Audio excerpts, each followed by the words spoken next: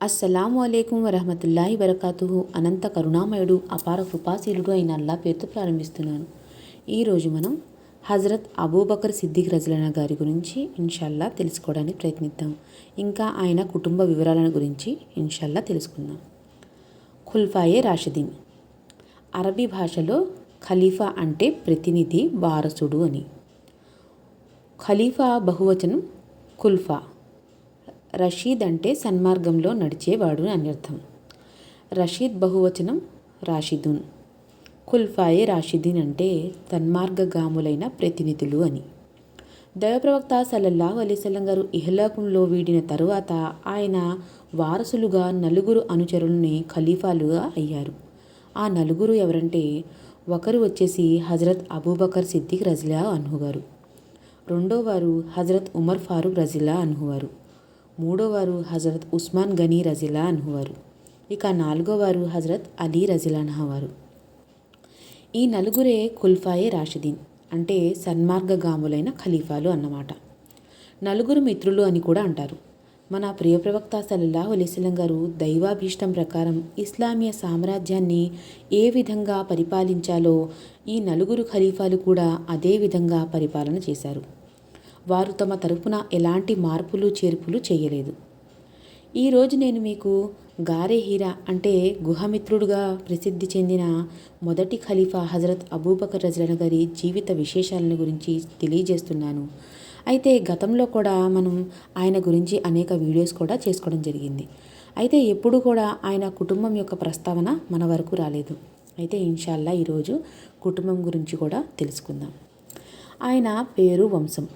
హజరత్ అబూబకర్ రజిల్లా గారు అసలు పేరు అబ్దుల్లా. ఆయన కునియత్ అంటే పితృస్వామ్యం అబూబకర్. బిరుదులు సిద్దిక్, అతీక్. వారి నాన్నగారు పేరు ఉస్మాన్. ఆయన కునియత్ అబూ ఖహాఫా. అమ్మ పేరు సల్మా. ఆమె కునియత్ ఉమ్ముల్ ఖైర్. తాతగారు అంటే తండ్రిగారికి తండ్రిగారు పేరు అమీర్. మరో తాతగారు అంటే అమ్మగారి తండ్రి పేరు సఖర్. హజరత్ అబూబకర్ రజిల్లా అన్హు వారు ఖురైష్ తెగలోని ఉపతెగ బనూ తమీమాకు చెందినవారు. మక్కా ప్రజలు తమీమా తెగవారిని ఎంతో గౌరవించేవారు. ఆయన వంశావళి 6వ సంతతిలో దైవప్రవక్త సల్లల్లాహు అలైహి వసల్లం గారి వంశంతో కలుస్తుంది. ఈ విధంగా దైవప్రవక్త సల్లల్లాహు అలైహి వసల్లం గారు హజరత్ అబూబకర్ రజిల్లా అన్హు ఇద్దరు ఒకే వంశానికి చెందిన వారవుతారు. హజరత్ అబూబకర్ రజిల్లా వారు తల్లిగారు ప్రారంభంలోనే ఇస్లాం స్వీకరించి ముస్లిం అయ్యారు. వారి నాన్నగారు మాత్రం మక్కా విజయం తర్వాత ముస్లిం అయ్యారు. ఆయన 90 ఏళ్ల వయసులో చనిపోయారు. చివరి రోజుల్లో ఆయన కళ్ళకు పాలిపోయి అంధులు అయ్యారు. ఇక ఆయన పుట్టుక, బాల్యం. హజరత్ అబూబకర్ రజిల్లా అన్హు వారు క్రీస్తు శకం 573 జూన్ నెలలో జన్మించారు. ఆయన ప్రియప్రవక్త సల్లల్లాహు అలైహి వసల్లం గారి కన్నా 2.5 సంవత్సరాలు చిన్నవారు. చిన్నప్పటి నుండే ఆయన దైవప్రవక్త సల్లల్లాహు అలైహి వసల్లం గారికి స్నేహితులు. ప్రియప్రవక్త సల్లల్లాహు అలైహి వసల్లం గారి మాటలు, అలవాట్లు ఆయనకు ఎంతగానో నచ్చేవి. అందువల్ల ప్రవక్త సల్లల్లాహు అలైహి వసల్లం గారు ఏ పని చేస్తూ ఉన్నా ఆ పనిని హజరత్ అబూబకర్ రజిల్లా గారు కూడా చేసేవారు. ప్రియప్రవక్త సల్లల్లాహు అలైహి వసల్లం గారు ఎల్లప్పుడూ పరిశుభ్రంగా ఉండేవారు. హజరత్ అబూబకర్ రజిల్లా గారు కూడా పరిశుభ్రతను పాటించేవారు. ప్రియప్రవక్త సల్లల్లాహు అలైహి వసల్లం గారు చెడు విషయాలకు ఆమడ దూరంలో ఉండేవారు. హజరత్ అబూబకర్ రజిల్లా అన్హు వారు కూడా చెడు విషయాలకు ఎప్పుడూ కూడా దూరంగానే ఉండేవారు. మన ప్రియప్రవక్త సల్లల్లాహు అలైహి వసల్లం గారు ఎంతో బిడియస్తులు. హజరత్ అబూబకర్ రజిల్లా గారు అశ్లీల విషయాలను అసహించుకునేవారు. ప్రియప్రవక్త సల్లల్లాహు అలైహి వసల్లం గారు ఎల్లప్పుడూ సత్యమే పలికేవారు. మన ప్రియప్రవక్త సల్లల్లాహు అలైహి వసల్లం గారు ఎల్లప్పుడూ సత్యమే పలికేవారు. హజరత్ అబూబకర్ రజిల్లా అన్హు కూడా అబద్ధానికి ఆమడ దూరంలో ఉండేవారు.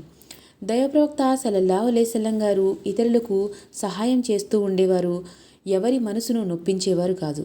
హజరత్ అబూబకర్ రజిల్లా అన్హు వారు కూడా ఎవరి మనసును నొప్పించకుండా ఉండేవారు. పైగా ఇతరులు కష్టాల్లో ఉంటే వారి పట్ల సానుభూతి వెల్లిబుచ్చేవారు. అవసరమైనప్పుడు వారికి సహాయం కూడా చేసేవారు. హజరత్ అబూబకర్ రజిల్లా అన్హు వారు మన ప్రియప్రవక్త సల్లల్లాహు అలైహి వసల్లం గారికి ఎల్లప్పుడూ కలిసిమెలిసి తిరుగుతూ ఉండేవారు. కలిసిమెలిసి ఆడుకునేవారు. ఒక్క మాటలో చెప్పాలంటే హజరత్ అబూబకర్ రజిల్లా అన్హు వారు చిన్ననాటి నుండి ఎంతో మంచివారుగా, దయాద్ర హృదయులుగా, పరోపకారిగా, పెద్దలను గౌరవించే వ్యక్తిగా ఉండేవారు. అందువల్ల మక్కావాసులు ఆయన్ని ఎంతగానో అభిమానించేవారు, గౌరవించేవారు. ఇక ఆయన కుటుంబం గురించి తెలుసుకుందాం.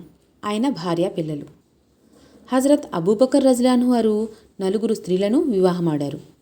ఒకరు వచ్చేసి ఖతీలా బిన్తే అబ్దుజ్జా. ఈమె లూయి తెగకు చెందిన మహిళ.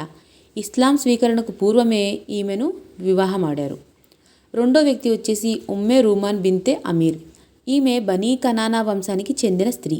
ఈమెను కూడా ఇస్లాం స్వీకరణకు పూర్వమే వివాహం చేసుకున్నారు. ఇక మూడో వ్యక్తి వచ్చేసి అస్మా బిన్తే ఉమైస్ రజియల్లాహు అన్హు వారు. ఈమె ఖషాం వంశానికి చెందిన మహిళ. ముస్లిం అయిన తర్వాత ఈమెను వివాహమాడారు.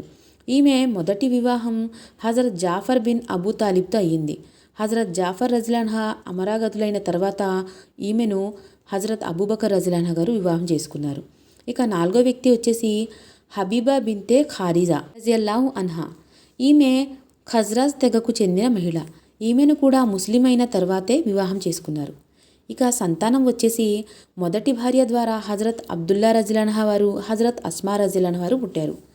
అబ్దుల్లా బిన్ అబూబకర్ రజియల్లాహు వారు ఆయన ప్రారంభంలోనే ఇస్లాం స్వీకరించారు. తాయిఫ్ యుద్ధంలో దైవప్రవక్త సల్లల్లాహు అలైహి వసల్లం గారితో పాటు పాల్గొన్నారు. హజరత్ అబూబకర్ రజియల్లాహు గారి పరిపాలనా కాలంలోనే ఈయన చనిపోయారు. ఇక అస్మా బిన్తే అబూబకర్. ఈమె సౌర్ గుహలో దైవప్రవక్త సల్లల్లాహు అలైహి వసల్లం గారికి సేవ చేశారు. హజరత్ జుబైర్ బిన్ అవ్వాం రజియల్లాహు అన్హును ఈమె పెళ్లి చేసుకున్నారు. హజరత్ అబ్దుల్లా బిన్ జుబైర్ రజియల్లాహు అన్హు ఈమె కుమారులే. ఆమె 100 సంవత్సరాల వరకు జీవించారు. ఇక రెండో భార్యకు పుట్టిన పిల్లల్లో హజరత్ అబ్దుర్రహమాన్ రజియల్లాహు అన్హు వారు. ఇక రెండో వ్యక్తి హజరత్ ఆయిషా రజియల్లాహు అన్హా వారు జన్మించారు. హజరత్ అబ్దుర్రహమాన్ రజియల్లాహు అన్హు గారు ఈయన చాలా కాలం తర్వాత ఇస్లాం స్వీకరించారు. నాన్నగారి పరిపాలనా కాలంలో అనేక యుద్ధాలలో కూడా పాల్గొన్నారు. హిజ్రీ శకం 53లో ఈయన చనిపోయారు. ఇక ఆయిషా రజియల్లాహు అన్హా విషయానికి వస్తే ఈమె వివాహం దైవప్రవక్త సల్లల్లాహు అలైహి వసల్లం గారితో జరిగింది. ఈమె ఎంతో తెలివితేటల గల మహిళ. హదీసు విద్యలో గొప్ప పండితురాలు. దాదాపు 70 సంవత్సరాల వయసులో హిజ్రీ శకం 58లో ఈమె చనిపోయారు. ఇక మూడో భార్య ద్వారా కలిగిన సంతానం ఇలా ఉన్నారు. ముహమ్మద్ బిన్ అబూబకర్ రజియల్లాహు అన్హు గారు పుట్టారు. హజరత్ అలీ రజియల్లాహు అన్హు పరిపాలనా కాలంలో ఈజిప్ట్ గవర్నర్గా పనిచేశారు. ఈజిప్ట్లోనే ఈయన చనిపోయారు. ఇక నాలుగో భార్యకి ఉమ్మే కుల్సుమ్ రజియల్లాహు అన్హు వారు జన్మించారు. ఈమె హజరత్ అబూబకర్ రజియల్లాహు అన్హు చనిపోయిన తర్వాత జన్మించారు. అంటే ఆయన భార్య గారు గర్భంతో ఉన్నప్పుడు ఆయన చనిపోయారు అని ఇక్కడ మనకు అర్థమవుతుంది. ఇక హజరత్ అబూబకర్ రజియల్లాహు అన్హు గారు చనిపోయే నాటికి ఆయన వయసు 63 సంవత్సరాలు. దైవప్రవక్త సల్లల్లాహు అలైహి వసల్లం గారి వయసు కూడా అంతే ఉండింది. ఇక హజరత్ అబూబకర్ రజియల్లాహు అన్హు వారు సోమవారం రోజు దివంగతులయ్యారు. ప్రియప్రవక్త సల్లల్లాహు అలైహి వసల్లం గారు కూడా సోమవారం రోజే దివంగతులయ్యారు.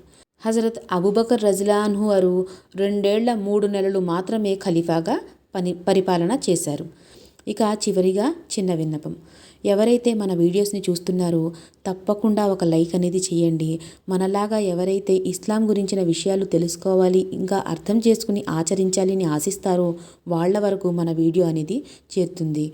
అయితే అల్లాహ్ సుబ్హానహు వ తఆలా మనందరికీ ఇలా ఎంతోమంది గతించిన ప్రవక్తలు కానివ్వండి, సహాబాలు కానివ్వండి, వారి యొక్క జీవిత గాథను తెలుసుకుని అర్థం చేసుకుని వాటిపైన అమలుపరిచే సద్బుద్ధిని ప్రసాదించాలని, దైవం ఏదైతే ఆజ్ఞలు ఇచ్చాడో ఆ ఆజ్ఞల్ని తూచా తప్పకుండా పాటించాలని, ప్రవక్త వారి ప్రతి మాటను అనుసరించాలి అని నేను దువా చేస్తూ ముగిస్తున్నాను.